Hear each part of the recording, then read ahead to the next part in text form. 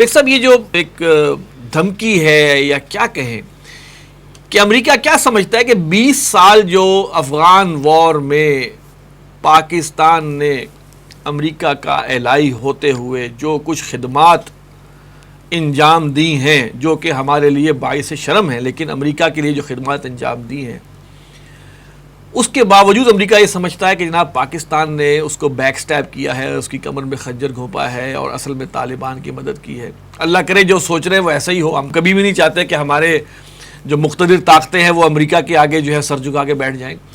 بتائیے، یہ جو اس نے بیان دیا ہے اینتھنی بلنکن نے کہ جناب ہم اب 20 سال کی جو پاکستانی کارکردگی آئندہ ہم اسی کی بنیاد پر پاکستان سے تعلق رکھیں گے، کیا مراد ہے اس سے؟ بسم اللہ الرحمن الرحیم۔ آصف صاحب، امریکہ نے جس طرح پاکستان کا امریکی وزیر خارجہ نے ذکر کیا ہے اور جس طرح الزامات لگائے ہیں، تو مجھے وہ غالب کا وہ مصرع یاد آ رہا ہے، ہوئے تم دوست جس کے دشمن اس کا آسماں کیوں ہو۔ اور عجیب اتفاق سے میں اس پروگرام کے بارے میں سوچ رہا تھا تو مجھے خیال آیا کہ جارج واشنگٹن کے عہد کا اور غالب کے عہد کا کوئی خاص فرق نہیں ہے۔ وہ جو پہلا صدر تھا امریکی، تو غالب نے دیکھ لیا ہوگا کہ ایک بندہ آ گیا ہے، اس کے بارے میں یہ کہنا چاہیے۔ بات یہ ہے کہ آپ دیکھیے کہ امریکہ کا ایک نقطہ نظر ہے۔ وہ نقطہ نظر کیا ہے؟ تم میرے دوست ہو، بس بات یہاں ختم ہو گئی۔ میں تمہارا دوست ہونے کا پابند نہیں ہوں، مجھ پر یہ بات لاگو نہیں ہوتی۔ تمہیں میرا بھلا کرنا ہوگا، تمہیں میرے مفادات کا تحفظ کرنا ہوگا، تمہیں دیکھنا ہوگا کہ امریکہ کی کیا خواہش ہے، امریکہ کی کیا ضرورت ہے، میں جو چاہوں کروں، میں تمہارے ساتھ بھی جو چاہوں کروں۔ یعنی جسے کہتے ہیں احسان فراموشی بھی کی کوئی حد ہونی چاہیے کہ طالبان سے مذاکرات کے لیے امریکہ پاکستان کی کس طرح منتیں کرتا رہا کہ طالبان کو مذاکرات کی میز پر لاؤ، انہیں میدان جنگ سے ان کا رخ موڑ کر مذاکرات کی میز کی طرف آؤ، کیونکہ امریکہ کو میدان جنگ میں اپنی شکست تقریباً 2-3 سال سے نظر آنی شروع ہو گئی تھی۔ تو مذاکرات کیے، تو پھر مذاکرات میں جس مہارت کا اظہار کیا طالبان نے اور جس طرح ڈکٹیٹ کیا امریکہ کو، اس کی مثال دیکھ لیجئے کہ ملا عبد الغنی برادر پاکستان میں قید تھا اور شاید امریکہ کے کہنے پہ ہی قید کیا ہو۔ طالبان نے امریکہ کو کہا، امریکہ نے پاکستان کو کہا عبد الغنی کو چھوڑو کیونکہ مذاکرات میں وہ مدد کرے گا۔ اب میں کہنا یہ چاہتا ہوں کہ ہر سطح پہ پاکستان سے انہوں نے مدد لی، پہلے مذاکرات میں، پھر جب طالبان کا قبضہ ہو گیا تو جس طرح امریکہ نے انخلا کیا ہے، جس جلدی میں انخلا کیا ہے کہ ان کی جوتیاں وہاں رہ گئی، جس طرح انہوں نے انخلا کیا ہے، اس میں انہوں نے پاکستان سے باقاعدہ وہ تو اعلانیہ درخواست کی تھی کہ ہمارے انخلا میں ہماری مدد کرو۔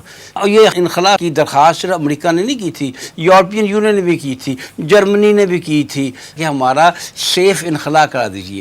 میں کہنا یہ چاہتا ہوں کہ پاکستان سے ان معاملے ساری مدد لی، جب انخلا مکمل ہو گیا، جب ان کا کام نکل گیا تو یہ بریفنگ دے رہے ہیں کہاں؟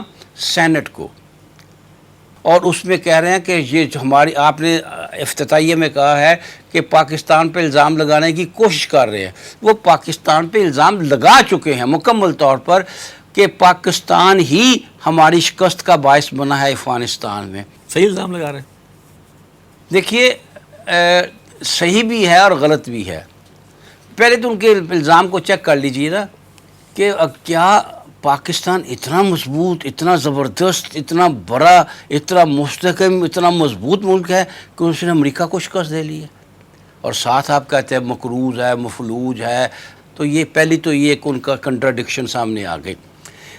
اس میں کوئی شک نہیں ہے کہ پاکستان شروع سے، اور یہ میں بات کر رہا ہوں تقریباً 6-7 سال پہلے کی، جب ابھی امریکہ میدان جنگ میں شکست نہیں قبول کر رہا تھا، تو ہمارے ایک آرمی چیف کیانی صاحب وہاں امریکہ میں واضح طور پر کہہ کر آئے تھے، اور انہوں نے بڑی لاؤڈ زبان میں یہ بات کہی تھی کہ دیکھیے، آپ میدان جنگ میں جتنا چاہے وقت لگا دیجئے، آپ جیت نہیں سکیں گے افغانستان میں۔ پاکستان نے انہیں ہمیشہ اس طرح کے مشورے دیے، اور یہ کام اگر وہ پاکستان کے مشوروں کو مان لیتے تو یوں ذلیل و رسوا کر اتنے بے آبرو ہو کر اس کوچے سے نہ نکلتے. اچھا اب شکست ہو گئی, بے آبرو ہو کر نکلے, تو اب ہم نے تو نہیں ماننا ہم اتنی بڑی قوت ہے کہ ہمیں بھی شکست ہو سکتی ہے. ہم نے تو نہیں ماننا کہ ہم سپریم پاور ہیں, لہٰذا کسی پہ الزام. لیکن صاحب یہ تو کہا جا سکتا ہے کہ جو کہ چیز پھر میں کہوں ہمارے لیے باعث شرم ہے کہ ہم نے امریکہ کا ساتھ دیا اور اس نے جو کچھ کہا, کیا ہم نے وہ منوعاً تسلیم کیا یا کوئی کسر رکھی؟ یعنی کہ امریکہ کو شکوے کا موقع کہاں سے ملا؟ ہمیں تو لگتا تھا بعض اوقات تو مشرف ساج سجدے میں گرے ہوئے ان کے سامنے. دیکھیں آغاز میں تو ہم نے بہت زیادہ تعاون کیا, بہت زیادہ تعاون کیا, لیکن جوں میں سمجھتا ہوں امریکی عزائم سامنے آئے ہیں اور جوں یہ انہوں نے ہمارے قبائلی علاقوں میں جو کچھ کیا اور جس طرح ٹی ٹی پی تیار کی اور جس طرح بی ایل اے کو سپورٹ کیا, اس سے ہماری ایجنسیوں کے اور ہماری اسٹیبلشمنٹ کے کان کھڑے ہو گئے تھے. پھر وہ بھی دیکھتے تھے جسے کہتے ہیں نا چوری چھپے امریکہ سے کچھ نہ کچھ امریکہ کے مفادات کے خلاف کرتے رہے ہیں. نہیں لیکن جب ایلیمنٹ وہاں پہ یہ آ گیا کہ انڈیا وہاں پہ پنجے جمانے لگ گیا, اب پاکستان کے کسی بھی فوجی کو یہ قابل قبول نہیں تھا. بالکل ہی یہ ایک ایلیمنٹ بہت بڑا اہم ایلیمنٹ ہے بالکل. کہ جب یہ پتہ چلا جناب کابل تو دوسرا دہلی بن رہا ہے, ہاں تو میرے خیال میں وہ ایسا پوائنٹ تھا کہ جب تھوڑی سی کوئی غیرت اور حمیت جو تھی وہ جاگی ہوگی, ورنہ اس سے پہلے تو وہ 57,000 حملے کیے یہاں سے جہاز. بالکل انتہائی شرمناک بات ہے. اصل میں پاکستان کی ساری جو عسکری پالیسی ہے وہ انڈیا فوکس ہے نا, انڈیا کو فوکس کیا ہوا نا پاکستان نے. پاکستان کی تو تمام تر جنگی تیاریاں بھی انڈیا کے والے سے. گویا امریکہ کی بے وقوفی تھی کہ اس نے انڈیا کو وہاں جگہ دے دی تو پاکستان مزید الرٹ ہوا. اصل میں امریکہ نے یہ اپنی طرف سے ایک حکمت عملی استعمال کی کہ انڈیا کو وہاں جگہ دے کر پاکستان کو مزید پریشرائز کیا جا سکتا ہے. پاکستان مزید ہمارے دباؤ میں آئے گا کہ دیکھو انڈیا یہاں آ گیا, اب ہماری باتیں منو ان مانتے چلے جاؤ. لیکن اس کا جیسے آپ نے کہا بالکل درست کہا کہ اس کا الٹا اثر ہوا. اور پچھلے 2-3 سال سے تو یہ پوزیشن واضح ہو گئی تھی, خاص طور پر پچھلے الیکشن میں بھی, کیونکہ پاکستان اسٹیبلشمنٹ, میں شروع سے کہتا ہوں کہ پچھلے الیکشن جو ہوئے ہیں وہ Pakistan establishment versus international establishment ہوئے تھے. اس میں بھی انٹرنیشنل اسٹیبلشمنٹ کو شکست ہوئی تھی اور پاکستان اسٹیبلشمنٹ جیت گئی تھی.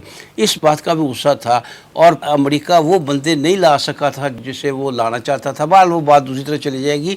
ایک طرف ہم پر الزام لگا رہا ہے اور دوسری طرف کہہ رہا ہے, یہی اسی میٹنگ میں فرماتے ہیں کہ ہماری انڈیا کے ساتھ ڈیپ انگیجمنٹ ہے. دیکھیں میں آپ سے ایک شکوہ کر رہا ہوں اور ساتھ ہی آپ کو بتا رہا ہوں کہ آپ کا جو بدترین دشمن ہے نا وہ ہمارا دوست ہے, وہ اس سے میری ڈیپ انگیجمنٹ ہے. یہ ایک حرکت دوبارہ وہی کر رہا ہے جس حرکت کا خمیازہ اس نے بھگتا ہے انڈیا کو کابل میں اسٹیبلش کر کے. اب وہ پھر حرکت کر رہا ہے. خیر اس کو ہی بھگتے گا انشاءاللہ. تھوڑا سا آگے بڑھتے ہیں بیگ صاحب.